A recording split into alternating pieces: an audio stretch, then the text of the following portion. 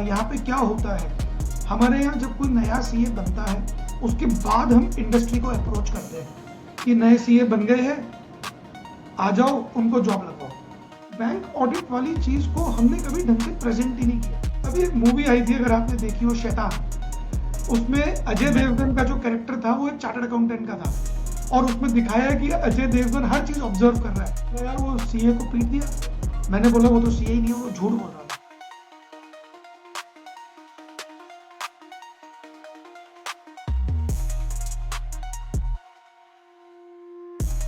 Hey guys what's up, कैसे हैं आप सब लोग। आपका स्वागत है एक बार फिर से ट्रू टॉक्स विद आशीष में। आज हमारे साथ मौजूद हैं एक बहुत ही स्पेशल गेस्ट जिनका नाम है सीए लोकेश कासट सर।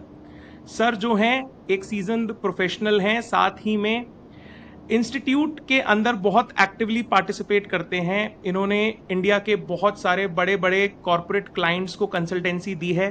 साथ ही 2019 में जयपुर ब्रांच के चेयरमैन की तरह भी सर्व किया है, फ्रेटर्निटी को सर्व किया है और central council of the institute में कई पोजीशंस पे काम करके सर जो है आ चुके हैं।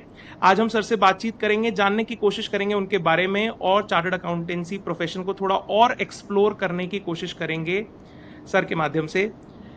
Lokesh sir, welcome to the show. Thank you आशीष।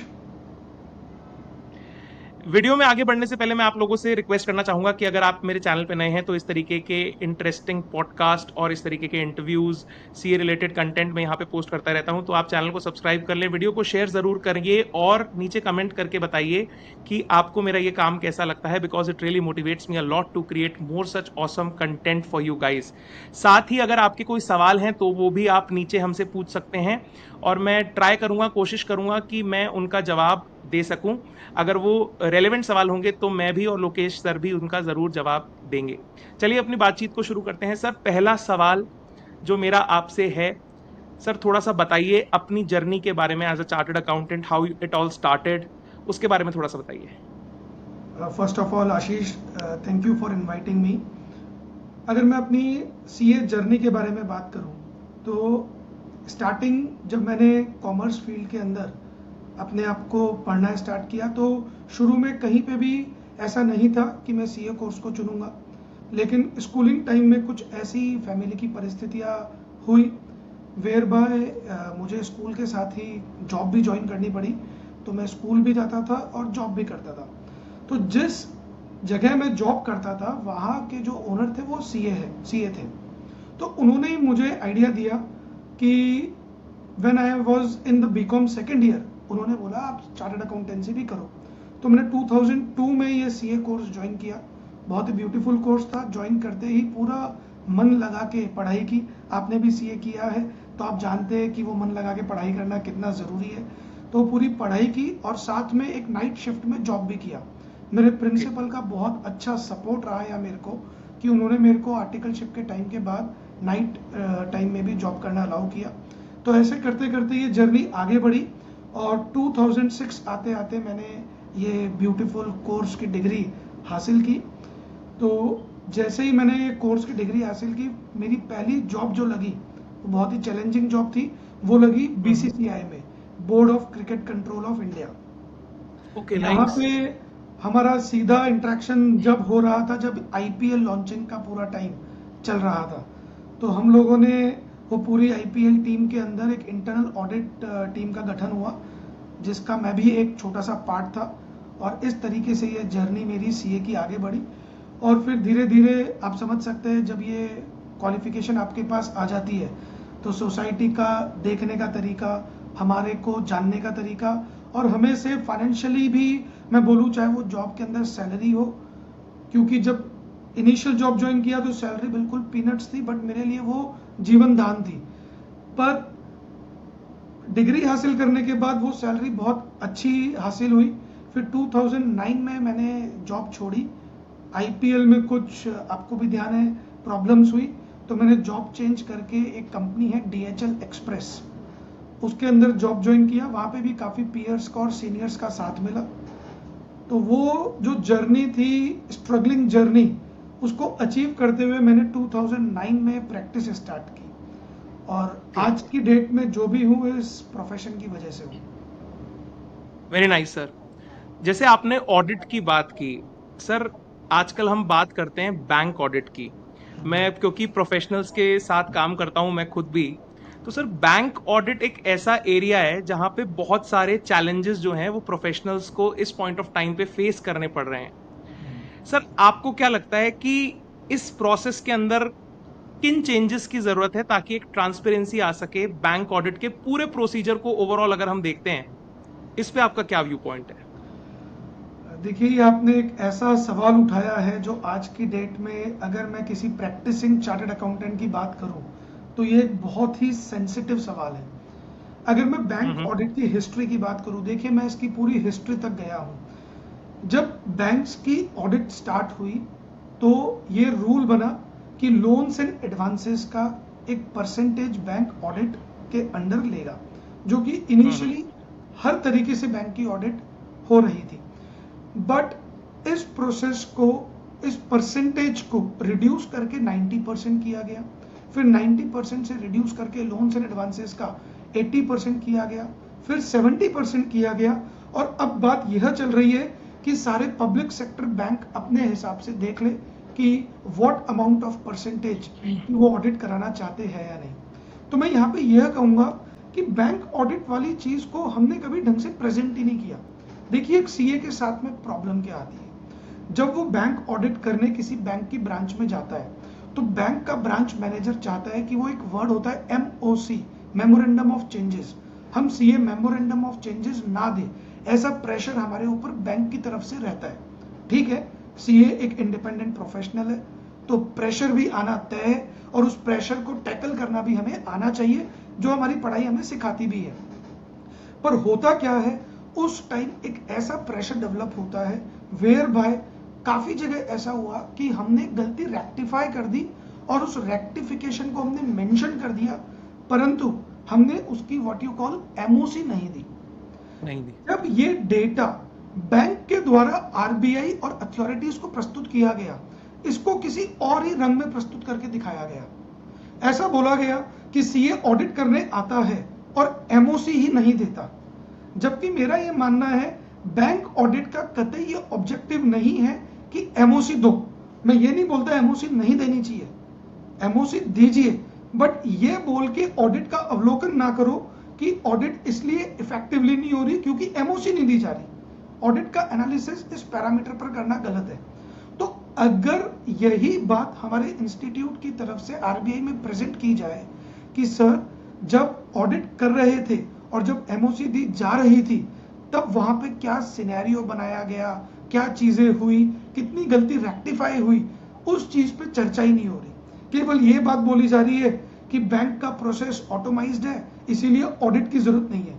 मेरा ये मानना है ऑडिट हर एंगल से जरूरी है, चाहे वो कॉन्करेंट ऑडिट हो, चाहे वो स्टैट्यूटरी ऑडिट हो। और आजकल एक नया कंसेप्ट चला है, आपको बताता हूं। आरबीआई के अंदर एक रूल है कि हर बैंक को अपनी ऑपरेशनल और मैनेजमेंट ऑडिट पे भी रिपोर्टिंग करनी है, और हमारे इंडिया अच्छा। में रूल पे कोई चर्चा ही नहीं करता। मींस कोई जाके रिप्रेजेंट ही नहीं करता कि whereby each and every bank should also focus on its operational part, whereby एक प्रोफेशनल की बहुत ज्यादा जरूरत है। तो मैं यही कहूंगा आपके इस क्वेश्चन पे कि अगर बैंक ऑडिट को हम बड़ी बारीकी से देखें और यह मुहिम छेड़े कि हर बैंक ब्रांच की ऑडिट होनी चाहिए, either it can be a concurrent audit of a branch. अगर उसकी कॉन्करेंट होगी तो स्टैट्यूटरी मत कराओ, और स्टैट्यूटरी होगी तो कॉन्करेंट मत कराओ, लेकिन हर बैंक ब्रांच की ऑडिट कराओ। ऐसा ऑडिट करने तो से करो। हर एक सीए के पास कुछ ना कुछ काम होगा। That was exactly my question कि इसको ना, मतलब ऐसा देखा जाता है कि कुछ लोगों के पास रेगुलर बेसिस पे बैंक ऑडिट्स आ जाती हैं, लेकिन बाकी सारे जो छोटे प्रोफेशनल्स हैं हम लोगों के जैसे, वो स्ट्रगल करते रहते हैं एक अच्छी ऑडिट को लेने के लिए। बैंक ऑडिट जो कि एक बहुत ही बढ़िया सेक्टर है जिसके अंदर काम किया जा सकता है as a chartered accountant. Sir इसी से ना एक दूसरा सवाल मैं आपसे पूछना चाहता हूं relating to the lateral entry की, जैसे आजकल सरकार बात करती है, जो हमारे पुराने सीजन प्रोफेशनल्स हैं उनको जॉब अपॉर्चुनिटीज की अगर हम बात करते हैं इंडस्ट्री के अंदर, तो ऐसा कोई स्पेसिफिक प्लेटफॉर्म क्रिएटेड नहीं है, ऐसी कोई जगह नहीं है जहां पे अगर कोई व्यक्ति जिसको इंडस्ट्री में या जिसको काम करते हुए as a practising chartered accountant 5-10 साल हो गए, उसके लिए जॉब अपॉर्चुनिटी मैं आपको कैसे समझाऊं कि there is a gap between, demand है ऐसे लोगों की, ऐसे लोगों की डिमांड है, पर वो लोग सर्व भी करना चाहते हैं, पर ये दोनों जो लोग हैं ना, ये आपस में मिल नहीं रहे, इसका कोई प्लेटफॉर्म नहीं है। इसके ऊपर आप क्या कहना चाहते हैं और किस तरीके से इस पे काम किया जाना चाहिए? आप क्या सोचते हैं इस बारे में? क्या आपको भी ऐसा लगता है जैसा मुझे लगता है? आपके सवाल जो है वो ऐसी चीज़ों को उठा रहे हैं। आपका पहला सवाल जो था वो बिल्कुल एक ज्वलंत मुद्दा था जो प्रैक्टिसिंग मेंबर फेस कर रहा है, और दूसरा सवाल जो है जो मेंबर इन इंडस्ट्री एक प्रॉब्लम फेस कर रहा है उस पे है। तो देखिए बिल्कुल आशीष, ये बात सही है कि देर इज़ अ गैप। अभी प्रेजेंट सिस्टम में क्या हो रहा है कि सीए कोई काम करता है, से सीए ने इंडस्ट्री में जॉब ज्वाइन की, उसके बाद एक्सपीरियंस सीए के लिए अगर मैं बात करूं तो कोई प्लेटफॉर्म पे वर्किंग ही नहीं होती। मींस कंपनी में जाके सीधा ऐसे बोला जाता है हमारे पास एक्सपीरियंस सीए है, क्या आपको जॉब में रखना है? क्या ये तरीका ठीक है? क्या अगर हम एक ऐसा डेटा मेंटेन रखें कि टोटल कितने सीए जॉब कर रहे हैं और किस टाइप की इंडस्ट्री में जॉब कर रहे हैं, और उस स्पेसिफिक इंडस्ट्री में किस टाइप की डिमांड्स, किस टाइप की रिक्वायरमेंट्स उस इंडस्ट्री में एग्जिस्ट करती है, इन दो चीजों पे अगर वर्क किया जाए तो ये गैप बड़ी आसानी से फिल हो सकता है। इंडस्ट्री में डिमांड है पर उस डिमांड को आइडेंटिफाई नहीं किया जा रहा। Means exactly. ये कोई बताने वाला ही नहीं है कि किस इंडस्ट्री में किस टाइप के एक्सपीरियंस्ड और सीजन चार्टर्ड अकाउंटेंट की जरूरत है। बस ये बोला जा रहा है हमारे पास एक्सपीरियंस ही है, आपको एक्सपीरियंस ये चाहिए क्या? अरे ऐसे थोड़ी ना पूछा जाता है। आपको ये करना पड़ेगा कि इंडस्ट्री से प्रॉपर मीटअप करके आइडेंटिफाई कीजिए कि आपको किस टाइप के किस एरिया में एक सीए की रिक्वायरमेंट है, और उस एरिया की वैकेंसी निकालिए। कैंपस भी एरिया वाइज होना चाहिए एक्सपीरियंस सीए के लिए। यहाँ पर नए सीए भी प्रॉब्लम फेस करने को ये मिलती है कि सीए मेरा सवाल क्वालिफाई तो जो हो अगला जाता है है। वो नए सीए को लेकर ही है सर। मैं आपको रोक अच्छा, रहा हूं, लेकिन तो मेरा जो सवाल है एक्सपीरियंस वो नए सीए को लेकर के ही है। तो मैं एक्सपीरियंस सीए के लिए यही बोलूंगा। एक्सपीरियंस सीए के लिए अपने को ये करना चाहिए कि इंडस्ट्री की डिमांड्स पे पहले वर्किंग करो और उस डिमांड को अकॉर्डिंगली हमारी सप्लाई चेन को बताओ कि ये डिमांड है, इस एरिया में डिमांड है। आप देखेंगे एक सीजन चार्टर्ड अकाउंटेंट को जॉब सिक्योरिटी इतनी बेटर वे में मिलेगी कि वो कल्पना ही नहीं कर सकता। ये बीच में इसका इंस्टीट्यूट की तरफ से कुछ एक कमेटी वगैरह भी बनी हुई है शायद, अगर आपको पता हो तो उसको आप नाम कुछ बताना चाहेंगे उसके बारे में? मेरे को एग्जैक्टली पता नहीं है, क्योंकि वो कौन सी जी कमेटी है कुछ जो इस पे वर्किंग करती है स्पेसिफिकली। जी, शायद एक members in committee, industry in practice वाली है। बिल्कुल इसको सीएमआईबी कमेटी बोलते हैं, जो committee for member in industry है। तो committee for member in industry का यही काम है कि जो भी चार्टर्ड अकाउंटेंट जॉब करना चाहता है उसको एक प्रॉपर प्लेटफॉर्म दिया जाए। देखिए हम्म। कमेटी हर चीज की बनी हुई है। मैं ये नहीं बोलूंगा कि हम कमेटी में जाके काम नहीं कर सकते। हम्म। अगर कोई जना किसी कमेटी को संभाल रहा है तो वो क्या काम कर हम्म। रहा है? नहीं, आप में एक मैनेजरियल स्किल होनी चाहिए। आपको डिमांड और सप्लाई के रेशो को मेंटेन करना आना चाहिए, तो ये कमेटी बहुत अच्छे से काम कर सकती है। सर, आपसे बात करते करते अभी आप बोल रहे थे नए चार्टर्ड अकाउंटेंट्स की बात हुई। Campus placement sir, campus placement होता है, हर साल होता है। इसके लिए आपके क्या सुझाव हैं? इसको और बेहतर कैसे बनाया जा सकता है जिससे कि जो हमारी कंपनीज आती हैं कैंपस प्लेसमेंट के लिए इंस्टीट्यूट के साथ काम करने, उनको भी बेनिफिट हो, और जो हमारे नए चार्टर्ड अकाउंटेंट्स हैं उनको भी इसका बेनिफिट मिले? देखिए कैंपस प्लेसमेंट की मुझे बहुत बारीकी से नॉलेज है। मैं पिछले 15 साल से खुद अपने पर्सनल लेवल पे भी कैंपस प्लेसमेंट तब ऑर्गेनाइज करता हूँ जब सीएस का कैंपस वन इंस्टीट्यूट की तरफ से ओवर हो जाता है। और हमेशा से ये कोशिश रही है कि जितने भी सीए जॉब करना चाहते हैं और उनकी जॉब नहीं लगी, उनकी जॉब फटाफट रूप में लगाई जाए। अब देखिए यहाँ पे क्या होता है, हमारे यहाँ जब कोई नया सीए बनता है उसके बाद हम इंडस्ट्री को अप्रोच करते हैं कि नए सीए बन गए हैं, आ जाओ उनको जॉब लगवाओ। ये काम 1 साल पहले होना चाहिए कि फ्रेशर्स की जॉब आइडेंटिफाई की जाए कि किस सेक्टर में आने वाली जॉब कितनी है।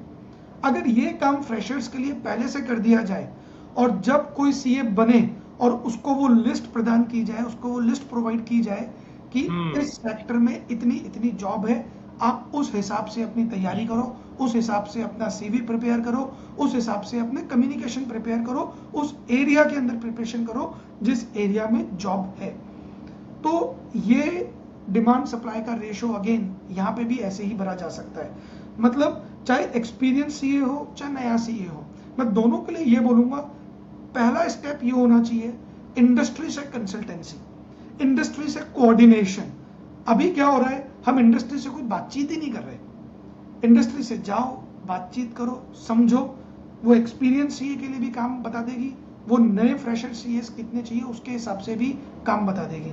अब आपको क्या करना है, केवल कोऑर्डिनेट ही तो करना है। ये कोऑर्डिनेशन आज की डेट में मुझे लगता है मिसिंग है। फॉर एग्जाम्पल अभी रिसेंटली CA का रिजल्ट आया, 20,000 बहुत बम्पर रिजल्ट है सर इस बार तो, 20%। मैक्सिमम CA देखिए अगर बनते हैं कंट्री के अंदर तो इससे बड़ी फक्र की बात कुछ नहीं है, लेकिन 20,000 CA के सामने जॉब कितनी रखी जा रही है कैंपस प्लेसमेंट बोल के, मेरे हिसाब से 2,000 जॉब भी रखी नहीं जा रही। तो ये डिमांड सप्लाई के रेशो को बिगाड़ेगा। और ऐसा नहीं है 20,000 जॉब्स है, सारे CA जॉब लगेंगे, लेकिन रुला दुला के, कोई 1 महीने बाद लगेगा, कोई 4 महीने बाद लगेगा, कोई 6 महीने बाद लगेगा। अगर इस सिस्टम को ऐसे कर दिया जाए कि इधर आपने डिग्री ली, इधर आपकी नौकरी अवेलेबल है, तो ये सिस्टम बहुत ज्यादा सक्सेसफुल होगा। मतलब आप कह रहे हो कि टारगेटिंग कर दी जाए, स्पेसिफिक हमें पता हो कि इस इंडस्ट्री में इतनी जॉब्स हैं, और फिर वो बच्चा जो है, वो भी जो स्टूडेंट है, जो चार्टर्ड अकाउंटेंट है, अब वो भी सोच समझ के अपनी प्रिपरेशन करे। सर यस बिल्कुल सर, अगला सवाल जो मेरा है वो वापस से एक बार ऑडिट की तरफ जाता हूं, लेकिन बैंक ऑडिट से हट करके मेरा सवाल है। सर बहुत सारे ऐसे ऑडिट के असाइनमेंट्स होते हैं, जैसे मैं एक fresh chartered accountant in practice हूं, छोटी फर्म है, सिंगल सोल प्रोप्राइटरशिप है, कम मेरे पास रिसोर्सेज हैं, पर फिर भी मैं काम करना चाहता हूं, एक्सप्लोर करना चाहता हूं, अपनी प्रोफाइल को बढ़ाना चाहता हूं। अब जो ऑडिट के क्राइटेरियाज आते हैं, भले ही वो किसी भी गवर्नमेंट ऑर्गेनाइजेशन के लिए हो, किसी भी और कंपनी के लिए हो, वो इतने बड़े और इतने स्ट्रिंजेंट होते हैं कि हम उनकी एलिजिबिलिटी को फुलफिल नहीं करते। इस समस्या को सर कैसे समाधान कैसे निकाला जा सकता है, आप इसके बारे में क्या सोचते हैं? क्योंकि मैं भी इस समस्या से जूझता हूं, जब मैं एज अ फ्रेशर प्रैक्टिशनर अपने आप को देखता हूं, और ऐसे बहुत सारे लोग होंगे जो ये वीडियो देखेंगे और जो बात करेंगे, सुनेंगे इस बारे में, उनके मन में सवाल होगा कि हम कैसे इस बैरियर को ब्रेक कर सकें। देखिए, जब भी कोई ऑडिट का एम्पेनलमेंट आता है, चाहे वो कॉन्करेंट ऑडिट हो, स्टॉक ऑडिट हो, फॉरेंसिक ऑडिट हो, किसी भी टाइप की ऑडिट हो, उसमें कंडीशन रखी जाती है कि आपको इस काम का प्रायर एक्सपीरियंस होगा तो ही आपको ये काम मिलेगा। मेरे हिसाब से ये कंडीशन बिल्कुल गलत है। इस कंडीशन का ओपन विरोध होना चाहिए। स्पेशली देखिए, कोई बहुत बड़ा काम नहीं है, हम कोई बहुत बड़े काम की बात नहीं कर रहे। Concurrent audit, stock audit, forensic audit, यहाँ पे कोई ज्यादा, मैं ये नहीं बोलूंगा रेम्यूनरेटिव काम है, लेकिन ये कंडीशन डालना ऑन अ ग्राउंड की पहले से एक्सपीरियंस हो, तो भाई डे 1 का एक्सपीरियंस किसको होगा? आज की डेट में अगर मैं कोई काम से स्टॉक ऑडिट करने निकला हूं पहली बार, तो मेरे को तो कभी एक्सपीरियंस होगा ही नहीं जब तक मेरे को वो काम मिलेगा नहीं। या तो मैं ये करूं, मैं अपनी फर्म बंद करूं, मैं किसी के साथ पहले एसोसिएट हूं, उसके साथ 2-3 साल जुड़ूं, कुछ स्टॉक ऑडिट साइन करके आऊं, कुछ कॉन्करेंट ऑडिट साइन करके आऊं, फिर उसकी फर्म को छोड़ूं और फिर अपनी फर्म स्टार्ट करूं और फिर उसमें बोलूं कि मुझे एक्सपीरियंस है। एक मैकेनिज्म तो ये है, पर ये टेक्निकली देखा जाए तो गलत है। हमारे इंस्टीट्यूट में various types of certification course चला रखे हैं कि ये कोर्स कर लो तो आपको इस ऑडिट के अंदर एलिजिबिलिटी मिलेगी, बट अगेन तो भी काम नहीं मिलता, बिकॉज जो आपने कंडीशन कही कि वो कंडीशन आड़े आ जाती है। तो सर मेरा इसमें ये प्रपोजल है, अगर हम इस चीज को थोड़ा सा चेंज कर दें, हम सारे सर्टिफिकेशन कोर्स को हटा दें और एक प्रैक्टिकल ट्रेनिंग सेशन रखें, वेयर बाय कॉन्करेंट ऑडिट के training session based on the real life case study, forensic audit के training session based on real life case study, and same goes for stock audit, और institute इनके training session कराए और ये condition mandatory की जाए कि जिस भी फर्म के पार्टनर ने ये प्रैक्टिकल ट्रेनिंग सेशन लिया हुआ है, उस फर्म को एलिजिबिलिटी के लिए कंसीडर किया जाएगा। तो मेरे हिसाब से ज्यादा बेटर रिजल्ट निकल के आएंगे। आज किसी ने सीए कर लिया है और उसको ये बोला जाए कि तुम डीसा कर लो तो ये माना जाएगा कि तुम्हें कंप्यूटर की बहुत अच्छी नॉलेज है। देखिए, पढ़ाई डीसा की मैंने भी की है, शायद आपने भी की होगी, मुझे नहीं पता आपने बिल्कुल। डीसा किया हुआ है या नहीं। पर मैंने जब डीसा की पढ़ाई की और जब क्लासेस अटेंड की तो मुझे समझ आ गया यहाँ पढ़ाया तो कुछ नहीं जा रहा, केवल मेरे से फीस ली गई है और मेरे को बोला गया है कि ये सर्टिफिकेट ले लो, काम मिलेगा। अरे मैंने सीए की डिग्री ले ली भाई, काम लेने के लिए ही तो ली है, अब मैं और सर्टिफिकेट लेके करूँ क्या? तो इसीलिए एग्जैक्टली मेरा मानना है। बहुत ये ना आपने बहुत बड़ा स्टेटमेंट दे दिया सर कि मतलब मैंने भी डीसा किया हुआ है आपको बता देता हूँ। डीसा किया हुआ है मैंने और सेम एक्सपीरियंस है मेरा भी। अ, अब आपने बहुत खुल के बता दिया है। एक्चुअली लोकेश सर आपसे बात करने एक चीज समझ में मुझे आ रही है कि हम ना समस्या को अगर देखते हैं एक नजरिए से, अगर हम अपना नजरिया बदल देंगे ना तो उस समस्या का समाधान मिल ही जाएगा। अब मैं जब आपसे पूछना चाहता हूँ क्योंकि बच्चे मेरा चैनल बहुत देखते हैं, स्टूडेंट्स के साथ में जुड़ाव रहता है और इस बार फाइनल बम्पर रिजल्ट के साथ साथ इंटर भी बम्पर रिजल्ट दिया है इंस्टीट्यूट ने, गजब 20%। और बहुत सारे लोग आर्टिकलशिप ढूंढ रहे हैं सर, बहुत सारे लोग आर्टिकलशिप ढूंढ रहे हैं। कैसे इंश्योर करें कि आर्टिकलशिप की क्वालिटी एक तो इंप्रूव हो और जो बच्चा आर्टिकलशिप ढूंढ रहा है उसको उसके मन मुताबिक बढ़िया आर्टिकलशिप मिले, एक्सपीरियंस मिले। अगर वो शहर से बाहर नहीं भी जाना चाहता, अपने घर में रह करके आर्टिकलशिप करना चाहता है, तो भी इंश्योर कर सके इंस्टीट्यूट की ट्रेनिंग की क्वालिटी सुधरी है। इस पर कुछ सुझाव हैं क्या आपके, क्योंकि बच्चे बहुत परेशान रहते हैं सर इस बारे में। देखिए, मैं स्टूडेंट की मन की बात करूँ तो मैं स्टूडेंट से भी बहुत जुड़ा हुआ हूँ। आपको बताना चाहूँगा कि मैं टीचिंग प्रोफेशन में पिछले 18 साल से रहा हूँ और मैं हम्म। रोज़ 1 घंटा बच्चों को पढ़ाता भी हूँ। तो स्टूडेंट्स की समस्या आपको बताता हूँ क्या है। पहले देखिए, स्टूडेंट की एक ही समस्या है सबसे पहले कि उसको सीए डिग्री फर्स्ट अटेम्प्ट में चाहिए, इर्रिस्पेक्टिव उसकी आर्टिकलशिप कहाँ से हो। लेकिन जैसे ही वो सीए इंटर क्लियर करता है, बहुत सारे लोग उसको गाइड करने आते हैं कि आपको आर्टिकलशिप कहाँ से करनी चाहिए। ऑब्वियस सी बात है कि कुछ नाम हर सिटी में बहुत बड़े बड़े होते हैं, जो सिटी के अंदर, उस लोकेलिटी के अंदर इतने फेमस होते हैं कि हर कोई वहीं के लिए रिकमेंड करता है। ये बिल्कुल मिठाई की दुकान की तरह है। फॉर एग्जाम्पल, मैं जयपुर शहर से हूँ और अगर जयपुर शहर में कचौरी का नाम लो तो रावत कचौरी का नाम आता है। तो कोई जना विदेश से आएगा तो वो ये नहीं बोलेगा कि मेरे को गली की कचौरी खिला, वो बोलेगा मुझे रावत की कचौरी खिला। तो वैसे ही ये स्टूडेंट आता है, वो कुछ एक बड़े नाम लेके आता है अपने साथ। तो एक टाइम था जब सीए के अंदर आर्टिकल्स की बहुत बड़ी भीड़ आई। वो टाइम था सीपीटी का, जहां पे अगर आपको याद हो तो सीपीटी के तुरंत बाद कोई स्टूडेंट आर्टिकलशिप ट्रेनिंग स्टार्ट कर सकता था। ऐसे में क्या हुआ, नंबर ऑफ सीएस हो गए कम और नंबर ऑफ सीए आर्टिकल हो गए ज्यादा। तो सीए हम्म। इंस्टीट्यूट ने एक सीट इंक्रीज की थी, मींस जहां पे एक एफसीए 5 चार्टर्ड अकाउंटेंट, सॉरी, जहां पे एक एफसीए 5 आर्टिकल्स अपने अंडर रख सकता था, उस लिमिट को 5 से बढ़ा के किया गया 10। हुआ क्या, कंपनीज में आर्टिकल्स की बाढ़ थी, हर जगह सारे सीएस विद आर्टिकल्स फुल थे। इनफैक्ट रेफरेंस लगाने पड़ रहे थे, अगर आपको उस समय का दौर याद हो, कि प्लीज हमारे एक जानकार को आप अपने अंडर रख लो, और सीए को मना करना पड़ता था कि मेरे पास सीट्स अवेलेबल नहीं है। तब एक कंसेप्ट जनरेट हुआ। देखिए, हर चीज के प्रोज एंड कॉन्स होते हैं। तो एक डीम्ड कंसेप्ट जनरेट हुआ डमी आर्टिकलशिप का, जहां पे स्टूडेंट्स को डमी आर्टिकलशिप देनी पड़ी। फॉर एग्जाम्पल, मैंने अगर मेरे अंडर 10 आर्टिकल रख लिए, पर मेरे पास काम ही इतना है कि मैं 6 को सिखा सकता हूँ, तो मैं तो 4 को डमी दूंगा। तो वो गलत एक ट्रेंड चालू हुआ। इंस्टीट्यूट ने इसको ठीक किया। इंस्टीट्यूट ने एक रूल बनाया कि सीए इंटर के बाद ही आर्टिकलशिप स्टार्ट होनी चाहिए। बट इसका एक कौन ये स्टार्ट हुआ कि नंबर ऑफ आर्टिकल आज की डेट में, और मैं पिछले 10 सालों का डेटा देखूं तो नंबर ऑफ आर्टिकल इतने रिड्यूस हो गए कि आज की डेट में एक सीए के पास आर्टिकल पहुंच ही नहीं पा रहा। लेकिन वो बड़े नाम आज की डेट में एग्जिस्ट अभी भी करते हैं।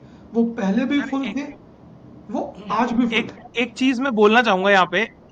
आपने बोला कि सीए के पास आर्टिकल नहीं है और आर्टिकल के पास अच्छा सीए नहीं मिल रहा उसको, तो ये गैप दोनों जगह से है। मतलब आप देखो ना कि हम आर्टिकल ढूंढ रहे हैं, एक चार्टर्ड अकाउंटेंट आर्टिकल ढूंढ रहा है, ये तो है ही। एक आर्टिकल भी ना परेशान है, क्योंकि वो मेरे पास आता है, वो बोलता है सर आर्टिकलशिप लग नहीं रही, लगवाओ, कैसे होगी, क्या करूं? बिल्कुल मैं समझ रहे इसी हैं आप? पॉइंट बिल्कुल मैं समझ गया, मैं इसी पॉइंट पे आना चाह रहा था। अब हुआ क्या, सपोज एक फर्म में जहाँ रिक्वायरमेंट थी से वहाँ 10 पार्टनर थे, एक पार्टनर 10 आर्टिकल रख सकता है, मतलब उस फर्म की कैपेसिटी है 100 आर्टिकल रखने की। उसने उस फर्म ने रख लिए, रीजन बीइंग एक बड़ा ब्रांड नेम था, बच्चे वहां आ रहे थे लाइन से, उसने 100 आर्टिकल रख तो लिए। बट द क्वेश्चन इज, क्या 100 आर्टिकल्स जितना वहां एग्जिस्टिंग काम है क्या? प्रेजेंट प्रैक्टिस में क्या हो रहा है, जो बच्चे आपके पास आ रहे हैं वो ये है कि उनको वो काम उतना दिया ही नहीं जा रहा जितनी उनकी कैपेबिलिटी है। तो ऑब्वियस सी बात है, it will create a dissatisfaction. Although satisfaction ये बोल के है कि we have a brand name with us, but again working satisfaction की बात करें तो वो वर्किंग सेटिस्फैक्शन के लिए ये बोलता है कि मुझे एक अच्छी फर्म नहीं मिल पा रही। तो आशीष, मैं बच्चों की तरफ से यहाँ ये क्वेश्चन पूछूंगा, what is the definition of a good firm? Exactly. Student आता है, देखिए स्टूडेंट बिल्कुल नासमझ व्यक्ति बोलूंगा उस वक्त के लिए, ऑल्दो वो इंटेलिजेंट है, इंटर पास किया है, लेकिन उसको ये नहीं पता कि प्रैक्टिकल ट्रेनिंग में उसे क्या सीखना चाहिए क्या नहीं। वो आता है, मैं आपको बताता हूँ स्टूडेंट क्या चाहता है, उसकी चाहत बताता हूँ। मुझे सारा काम सीखना है, मुझे इनकम टैक्स भी हाँ सीखना है, मुझे जीएसटी भी सीखना है, आजकल तो बोलते हैं मुझे सिस्टम ऑडिट भी सीखना है, मुझे फॉरेंसिक ऑडिट भी सीखना है। मैं ये बोलता हूँ, अरे भाई 2-3 साल के टाइम में इतना सब कुछ कैसे सीखेगा, और पढ़ाई भी करनी है। तो प्राइमरी ऑब्जेक्टिव है पढ़ाई, सेकेंडरी ऑब्जेक्टिव आप बोलते हो काम भी सीखना है, और काम सीखना है क्या, सारा। तो सारा काम देखिए आज की डेट में मैं बोलूंगा कोई भी जना इतने शॉर्ट स्पैम में नहीं सीख सकता। तो ये जो काउंसलिंग है, ये काउंसलिंग अगर इंस्टीट्यूट एक आर्टिकल की करे कि rather than going for the entire learning, you should focus on something, छोटा छोटा सीखो, अभी सब कुछ फाइनल की तैयारी करो, फिर देखो तुम्हें मास्टर किस में बनना है। स्टूडेंट चाहता है वो मास्टर बन जाए सारे फील्ड में डे 1 पे, और उसको डे 1 पे सब कुछ चाहिए। तो ये काउंसलिंग हमें स्टूडेंट्स की करनी पड़ेगी। साथ बसाथ ये जो लिमिट 10 की इंक्रीज की गई थी, इस 10 की लिमिट को वापस से 5 कर देना चाहिए, क्योंकि सिचुएशन अभी वही आ गई है जो 2004-5 में हुआ करती थी। तो ये जब तक गैप यहाँ नहीं से, होगा ना। हाँ, हाँ जी, बताइए। यहाँ से ना मैं एक और चीज पे मेरा दिमाग में मतलब कई बार आता रहता है कि हम लोग जब चार्टर्ड अकाउंटेंट बनते हैं, जैसे एक डॉक्टर बनता है, ठीक है, डॉक्टर एमबीबीएस कर लिया, वो सब चीज का नॉर्मल एक डॉक्टर बन गया, उसके बाद फिर वो स्पेशलाइजेशन करते हैं। ऐसी स्पेशलाइजेशन हमारा कोर्स हमें प्रोवाइड नहीं करता। तो मेरे हिसाब से ये भी एक बहुत बड़ा एक एरिया है जिसके अंदर हमारे कोर्स के अंदर कुछ जो है ना नया चेंज लेकर के आया जा सकता है, जिससे हम ड्यूरिंग दी करिकुलम ही एक स्पेशलाइज्ड डोमेन क्रिएट करें स्टूडेंट के लिए, और वो डिसाइड करके उस डोमेन को चूज करके फिर उसमें आगे बढ़े। I think this will also bridge the gap, जिसकी अभी हमने थोड़ी देर पहले बात की कि कैंपस का जो गैप है, उसके बाद इंडस्ट्री स्पेसिफिक जो गैप होता है, जो क्रिएट होता है एक प्रोफेशनल के लिए, मेरे हिसाब से ये उसको भी प्लग करेगा बहुत लेवल पे। पर इसके ऊपर बहुत बड़ा एक डिस्कशन और काम होने की मेरे हिसाब से जरूरत है। बिल्कुल ये चीज़ की जा सकती है, हालांकि इंस्टीट्यूट ने एक बहुत अच्छा काम किया है कि इलेक्टिव पेपर बोल के एक हम्म। स्टूडेंट को ऑप्शन दिया है कि तुम जिस सब्जेक्ट में अच्छा करना चाहो, बट स्टूडेंट का सिंपल सा है कौन सा सब्जेक्ट सबसे आसान है, मेरे को तो एक बार पास करना है। देखिए, नंबर जिसमें ज्यादा आ रहे हैं। हाँ नंबर किस में ज्यादा आ रहे हैं, स्टूडेंट को तो इतना सा चाहिए। स्टूडेंट को ये नहीं चाहिए कि मुझे एक्सपर्ट अभी बनना है। देखिए सीए डिग्री लेने के बाद अगर ये मुहिम छेड़ी जाए कि आपको एक्सपर्ट किस एरिया में बनना है, उसके लिए आप सेशंस रखो, उसके लिए प्रोग्राम्स रखो। हम लोग क्या करते हैं, सेमिनार कंडक्ट कर देते हैं, 50 टॉपिक रख देते हैं और बोलते हैं आओ सब सुन लो सब जान लो। हम कोई एक्सपर्ट स्पेसिफिक या टारगेट ऑडियंस स्पेसिफिक हमें काम भी वर्कशॉप भी करनी पड़ेगी। सर मेरा अगला सवाल है नेटवर्किंग को लेकर के। इंस्टीट्यूट कैसे इंश्योर करता है? इसमें क्या होता है कि बहुत सारे चार्टर्ड अकाउंटेंट्स फेल कर जाते हैं। हमारा काम जो स्पेसिफिकली है वो नेटवर्क के बेसिस पे चलता है, आपको भी पता है। एक प्रोफेशनल की प्रोफेशनल ग्रोथ जो है वो नेटवर्क के बेसिस पे क्रिएट होती है। आपको क्या लगता है कि इंस्टीट्यूट को कुछ करना चाहिए नेटवर्किंग को लेकर के, ताकि वैसे करता है इंस्टीट्यूट, कॉन्फ्रेंसेस करता है जैसे अभी आपने बताया, और सीपी मीटिंग्स भी करता है, बहुत सारी और काम करता है, कोर्सेज भी करवाता है, बट फिर भी वो गैप रहता है। कुछ चार्टर्ड अकाउंटेंट्स जो थोड़े से होशियार होते हैं, तेज होते हैं, वो तो आगे निकल जाते हैं, नेटवर्क क्रिएट करके अपना काम बना लेते हैं। बाकी कुछ पीछे रह जाते हैं, फिर उनको ऐसे जो नेटवर्क बना लेते हैं उनके साथ जुड़ करके काम करना पड़ता है, वो अपनी खुद की एक इंडिविजुअल पहचान नहीं बना पाते। ये गैप है, इसके ऊपर क्या कहना चाहते हो सर आप? देखिए, जो नेटवर्किंग की बात आपने छेड़ी, इसके लिए सबसे पहले ज़रूरी है कि जो प्रोग्राम्स बने थे उनका ऑब्जेक्टिव क्या था और उनको किस ढंग से बना दिया गया। हमारे इंस्टीट्यूट में 3 चीज़ होती है, एक सीपीई प्रोग्राम, एक वर्कशॉप और एक कॉन्फ्रेंसेस। इन तीनों चीज़ों को एक ही लेवल पे किया जा रहा है आज की डेट में। सीपीई का ऑब्जेक्टिव क्या था? देखिए, नेटवर्किंग बनती कैसे, मैं इसका बिल्कुल बेस बताता हूँ आपको, इतिहास बताता हूँ। सीपीई का ऑब्जेक्टिव था कि कुछ सीए मिले, एक टेबल मीट करें आपस में, whereby everyone will be the speaker and everyone will take a topic जहां प्रॉब्लम अराइज हो रही है, उस टॉपिक को लो और उसके लिए चर्चा करो आपस में कि इसके करना क्या चाहिए। हमने क्या किया, सीपीई प्रोग्राम मतलब एक स्पीकर होगा, स्पीकर पढ़ के आएगा, स्पीकर को सब कुछ सही बोलना है, अगर उसने गलत बोल दिया तो बैठी हुई ऑडियंस हंसेगी। अरे ये ऑब्जेक्टिव था ही नहीं, लेकिन हमने इसको इस ढंग से प्लान कर दिया। वर्कशॉप को भी हमने सेम लेवल पे प्लान कर दिया। वर्कशॉप मतलब था एक प्रैक्टिकल टॉपिक उठाया जाएगा, उस पर सब बैठ के रिसर्च करेंगे कि करना क्या है। और कॉन्फ्रेंस मतलब था कि what will be the future, आने वाले क्या नए स्कोप है, उसके बारे में एक ब्रॉडर व्यू दिया जाए। मतलब पहले होगी कॉन्फ्रेंस, फिर होगी उसकी वर्कशॉप, फिर होगी उसका सीपी।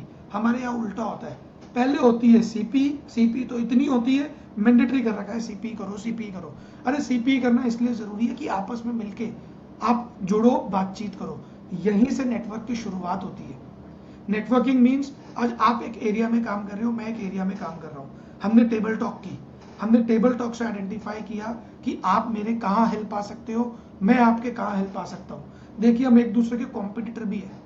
मैं तो छोटी सी बात बोलता हूँ, पैन कार्ड आप भी बनाते हो तो मैं भी बनाता हूँ, आईटीआर आप भी भरते हो तो मैं भी भरता हूँ, ठीक है। अब हो सकता है आपकी फीस अलग हो, मेरी फीस अलग हो, लेकिन काम तो दोनों कंपटीशन वाला ही कर रहे हैं। बट नेटवर्किंग मीन्स उस कंपटीशन में रह के ही कोई ऐसा काम जो मैं नहीं कर रहा, जो आप नहीं कर रहे, लेकिन हम एक्सचेंज कर सकते हैं। तो उसकी चर्चाएं तो जब होंगी ना, जब हम आपस के अंदर एक कम्युनिकेशन सिस्टम स्टार्ट करेंगे। My point is that particular communication system at ground level is missing. हम अगर उस ग्राउंड लेवल पे मेंबर्स को जोड़ना, आपस में कनेक्ट करना सिखाए, तो ये नेटवर्किंग बढ़ जाएगी। नेटवर्किंग मतलब ये कतई नहीं होता कि मैं आपसे मिल लिया, आप मेरे से मिल लिए, दोनों ने साथ बैठ के लंच कर लिया, हो गई नेटवर्किंग। टिल द टाइम हम किसी टॉपिक पे चर्चा ना करें, टिल द टाइम हम एक दूसरे का इंटरेस्ट नहीं जाने, वो नेटवर्किंग नहीं हो सकती। तो interaction between the members for the professional work they are doing, अगर इस चीज पे एम्फेसिस करके कंसेप्ट को आगे बढ़ाया जाए तो नेटवर्किंग ग्रो हो सकती है। सर, आजकल इंटरनेट का जमाना है, इंफॉर्मेशन क्रांति है, बहुत जल्दी चीजें यहां से वहां फैलती हैं, और इसी बीच ना एक चीज जो खराब करती है वो है मिस इन्फॉर्मेशन या गलत information relating to the profession as a whole, जो चार्टर्ड अकाउंटेंट्स की इमेज को भी कई बार टार्निश करती है। ये एक ना बहुत अलग सवाल है, मैं आपसे पूछ रहा हूं, मुझे नहीं लगता कितना रेलेवेंट होगा, लेकिन मुझे कहीं ना कहीं ऐसा लगता है कि जो एक इमेज बिल्डिंग की जाती है एक चार्टर्ड अकाउंटेंट की, उसको लेकर के इंस्टीट्यूट का जो रोल है वो बैकफुट पे है। मतलब इंस्टीट्यूट कुछ कहता नहीं है कि ऐसा क्यों कहा जा रहा है, मीडिया में सीए के बारे में ऐसा क्यों कहा जा रहा है, क्या इस पे इंस्टीट्यूट कभी कुछ बहुत स्ट्रांगली कहता है? और अगर नहीं कहता तो आपके हिसाब से क्या किया जाना चाहिए इस बारे में? क्योंकि इमेज बिल्डिंग बहुत इंपॉर्टेंट होती है किसी भी प्रोफेशनल के लिए। हम किसी भी प्रोफेशन की बात करें, हम डॉक्टर्स की बात करें, हम इंजीनियर्स की बात करें, और फिर हम चार्टर्ड अकाउंटेंट्स की बात करें, तो ये एक अलग हटके सवाल मैं आपसे पूछ रहा हूं, पर मुझे लगता है रेलेवेंट सवाल है, क्योंकि आजकल मार्केटिंग का जमाना है, ब्रांड बिल्डिंग का जमाना है। जब तक हम अपने आप को उस तरीके से प्रेजेंट नहीं करेंगे मार्केट में, हम कहीं नहीं है सर ग्लोब के ऊपर। बिल्कुल आपने सही कहा, आज की डेट में ब्रांड बिल्डिंग का ज़माना है। और इमेज क्रिएशन की बात करूं तो अगर अगेन हम हिस्ट्री में जाए तो हम जानेंगे कि जब एक नाम आता था चार्टर्ड अकाउंटेंट, तो बड़े से बड़ा व्यक्ति ये सोचता था कि yes, a person with a knowledge a person with a dignity, a person with a integrity, ये सब चीजें उसके अंदर है। आज भी ऐसा सोचा जाता है, बट वक्त के साथ रहते कुछ चीजें ऐसी हुई कि हमें एक राइट वे में आप कह सकते हैं प्रोटेक्शन नहीं मिला। देखिए, हम चार्टर्ड अकाउंटेंट बड़े सेंसिटिव है, हम बड़े कहते हैं ना शांत स्वभाव के लोग हैं कि जो बैठे हैं, अगर कोई जना हमें गाली भी दे रहा है तो हम यही मानते हैं कि जो भी बोला कोई बात नहीं, माफ कर दो।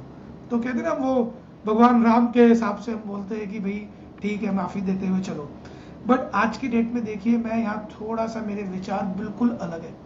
मेरा ये मानना है कि हम सीए एक एक्ट के तहत बंधे हुए, हम एक एक्ट के तहत काम करते हैं, और हम लोग सिक्योर रहे इसके लिए हम एक बॉडी चुनते हैं, एक सेंट्रल काउंसिल चुनते हैं, रीजनल काउंसिल चुनते हैं, ब्रांच चुनते हैं, जिनका काम है हमें रिप्रेजेंट करना। तो यदि किसी सीए की इमेज बिल्डिंग पे खतरा आए, चाहे सीए के नाम को लेके या किसी भी चीज को लेके, तो यहाँ स्टेप लेने पड़ेंगे उस एजेंसी के खिलाफ, उस व्यक्ति के खिलाफ जो सीए को कुछ भी गलत कह रहा है। ऐसा आपने देखा होगा कि कुछ लोग सीए होते ही नहीं है और वो सीए बोलते हैं। देखा जाए तो ये भी हमारी इमेज खराब कर रहे हैं, और जब इंस्टीट्यूट को पता चलता है सीए नहीं है, छोड़ना, तो ये गलत है ना सर। अगर हम ये स्टार्ट करें कि जो भी व्यक्ति सीए के बारे में कोई भी गलत वर्ड यूज करेगा, मैं यहाँ थोड़े से मैं बोलूंगा आपको क्रांतिकारी विचार लगेंगे मेरे, लेकिन अगर कोई भी व्यक्ति सीए के खिलाफ कुछ भी बोलेगा, मेरा यह मानना है चाहे उस सीए ने कुछ किया हो चाहे नहीं किया हो, लेकिन अगर किसी बाहर के व्यक्ति ने कुछ भी गलत बोला तो उसके खिलाफ सीधा लीगल एक्शन लीजिए, उसको एक लीगल नोटिस दीजिए कि आपने कौन सी इंफॉर्मेशन को देखते हुए ये सीए वर्ड आपने यूज किया, चार्टर्ड अकाउंटेंट वर्ड यूज किया। वो अगली बार कुछ भी गलत बोलने से पहले सोचेगा। सर मैं एक छोटा सा एग्जांपल देता हूं, ये देखिए, थोड़ा सा मतलब मेरे दिल से रिलेटेड सवाल है और आपका जो है, और मैं एक दिल का आंसर देता हूं। सर जयपुर में एक एरिया है भाकरोटा, यहाँ पे एक व्यक्ति का कोई फैमिली झगड़े के कारण कोई पुलिस बीच में आई और पुलिस ने किसी भी कारण से उस व्यक्ति को मतलब उसके साथ मिसबिहेव किया। उसने पिटते पिटते ये बोल दिया कि मैं चार्टर्ड अकाउंटेंट हूं। अखबार की हेडलाइन आई, सीए को पीटा। Sir was this headline the correct one? मतलब वो सीए भी नहीं था, उसने बोल दिया मैं सीए हूं, अखबार में 2 मिनट में छाप दिया सीए को पीटा। हम अथॉरिटीज के पास पहुंचे, जो हमारे इंस्टीट्यूट की सीनियर अथॉरिटीज है, बोला यार वो सीए को पीट दिया। मैंने बोला वो तो सीए ही नहीं है, वो झूठ बोल रहा था। बोला अच्छा फिर तो रहने दे। सर यही मेरा पॉइंट है, क्यों रहने दे, क्यों उस मीडिया हाउस को छोड़ा जाए जिसने ये वर्ड लिखा। मैं तो बोलता हूं अगर वो सीए भी होता और उसकी कोई पर्सनल प्रॉब्लम की वजह से वो कहीं फंस गया, तो क्या पर्सनल प्रॉब्लम के लिए सीए वर्ड यूज करना जरूरी है? आज मैं भी सपोज किसी पर्सनल लाइफ की प्रॉब्लम में फंस गया और अखबार में अगर मेरी हेडलाइन छपे कि सीए की फैमिली में ये प्रॉब्लम, अरे सीए की फैमिली में नहीं, लोकेश कासट की फैमिली में प्रॉब्लम थी। तो प्लीज हमें ये ब्रांड बिल्डिंग बचानी होगी। जो भी जना हमारे बारे में कुछ गलत कहे वहीं पे हमें प्रोटेक्ट करना होगा। छोटी छोटी बातों पे सीए को लीगल नोटिस दे दिए जाते हैं। जीएसटी का रजिस्ट्रेशन करा के क्लाइंट गायब हो गया, नोटिस आता है उस सीए को कि रजिस्ट्रेशन आपने कराया था, आप बताओ कि वो कहाँ है। सर क्या ये तरीके सही है?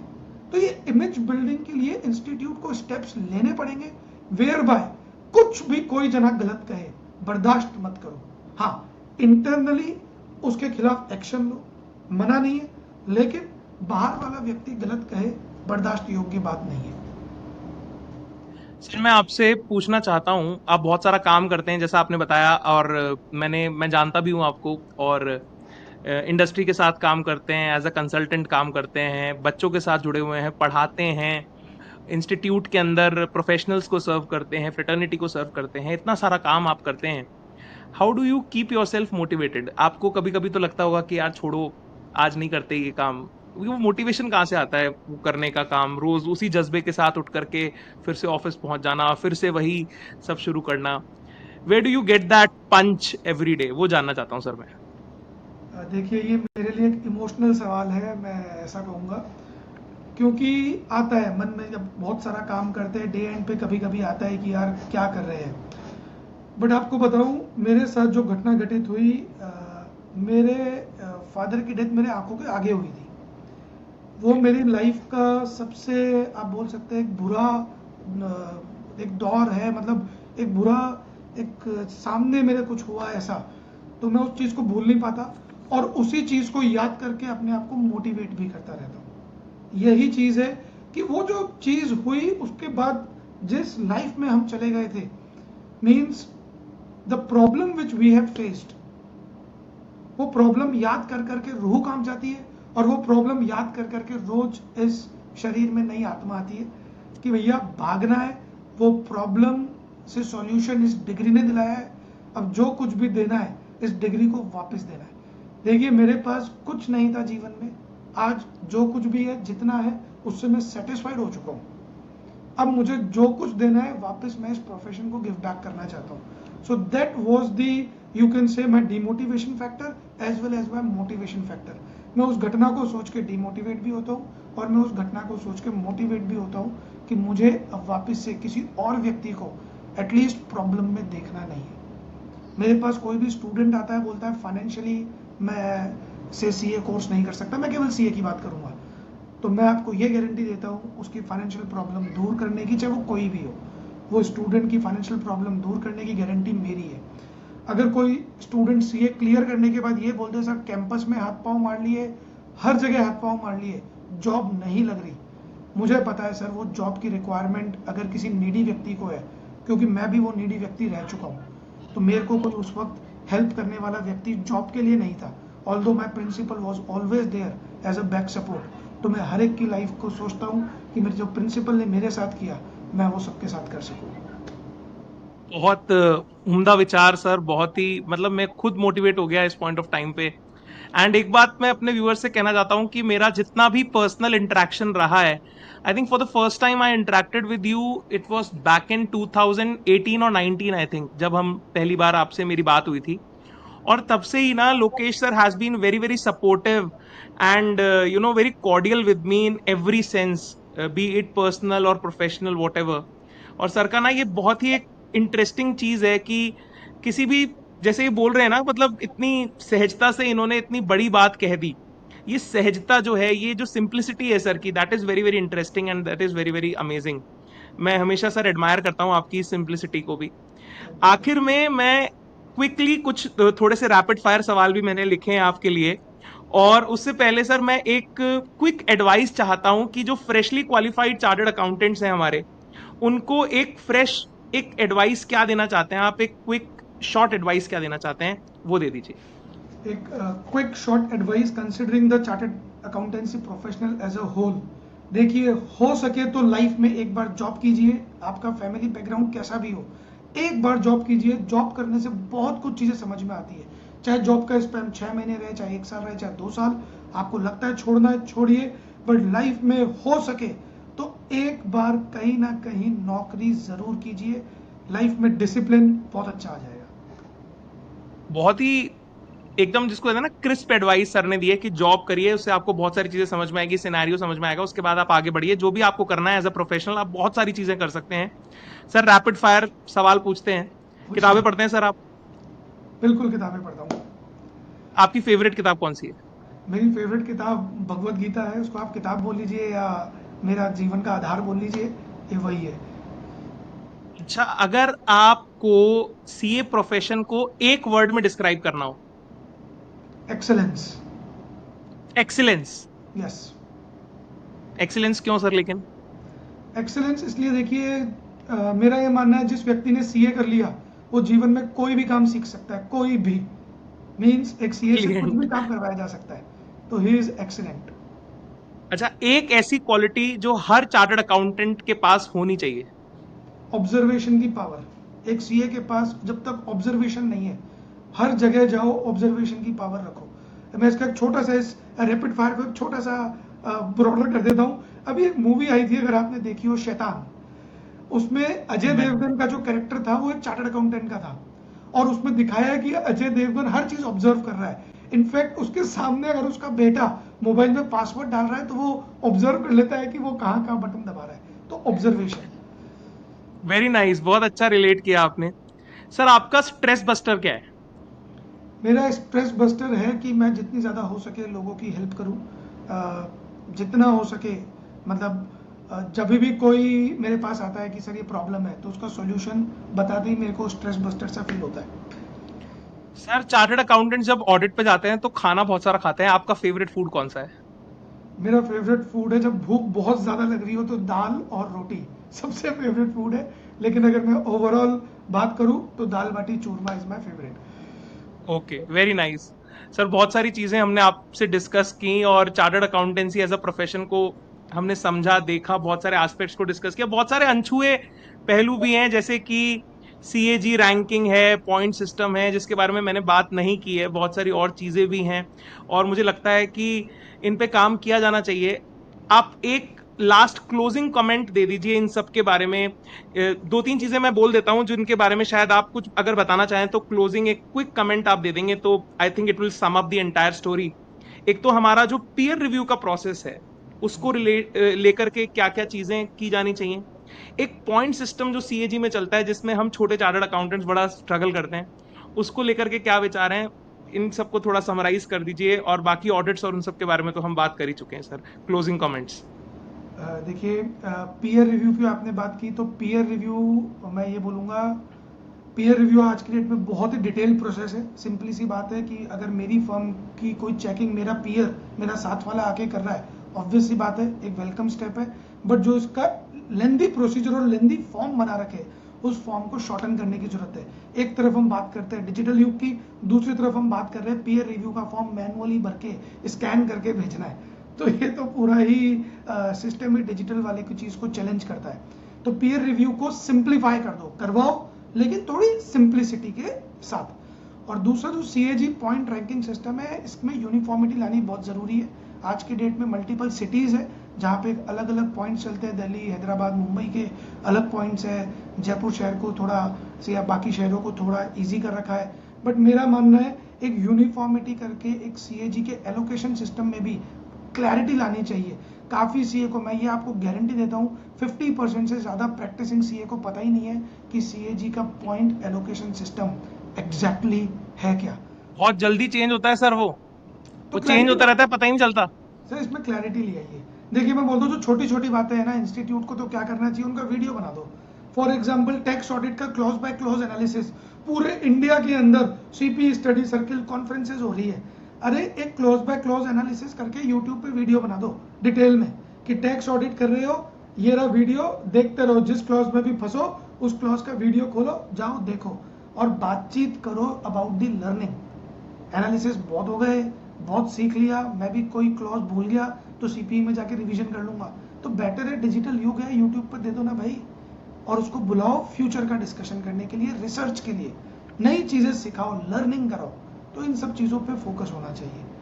तो मेरा क्लोजिंग कमेंट देखिए इतना सही कहूंगा आशीष, कि देखिए मेरे काफ़ी सिग्निफिकेंट चैलेंजेस से मैं गुजरा हूँ, और जो कुछ, जैसा कि मैं कहता रहता हूँ हमेशा से, मेरी हर चीज़ डेडिकेटेड टू ICAI है। और मेरा बस यही है कि चाहे आगे मैं किसी भी लेवल पे काम करूँ, मैं हमेशा से इस इंस्टीट्यूट के लिए काम करता रहूँगा। बहुत ही उम्दा डिस्कशन था, मुझे बड़ा इंटरेस्टिंग लगा आपसे बात करके, बहुत सारी चीजें हमने डिस्कस की। जितने भी लोगों ने वीडियो देखा होगा नीचे कमेंट करके जरूर बताइएगा आपको बातचीत कैसी लगी, और कोई सवाल हो तो वो भी आप सीधा जाकर के लोकेश सर से नीचे कनेक्ट हो सकते हैं। मैं उनके, अगर सर चाहेंगे तो इनके सोशल मीडिया के लिंक्स भी आपके साथ शेयर कर दूंगा, वहां से भी सर के साथ कनेक्ट हो सकते हैं। Thank you so much Lokesh sir for giving me and sparing your time, valuable time हमको देने के लिए और हमारे व्यूअर्स के साथ इतनी सारी बातचीत करने के लिए आपका बहुत बहुत धन्यवाद। Thank you once again. सभी व्यूअर्स का भी थैंक यू जो लोग वीडियो यहाँ तक बने हैं। चैनल को सब्सक्राइब कर दीजिए, वीडियो को लाइक करिए, और मैं हमेशा एक बात बोलता हूँ कि आप लोग बहुत खूबसूरत लोग हैं और आप और हम जिंदगी में बहुत अमेजिंग काम करेंगे। Thanks for watching, have an awesome day, enjoy.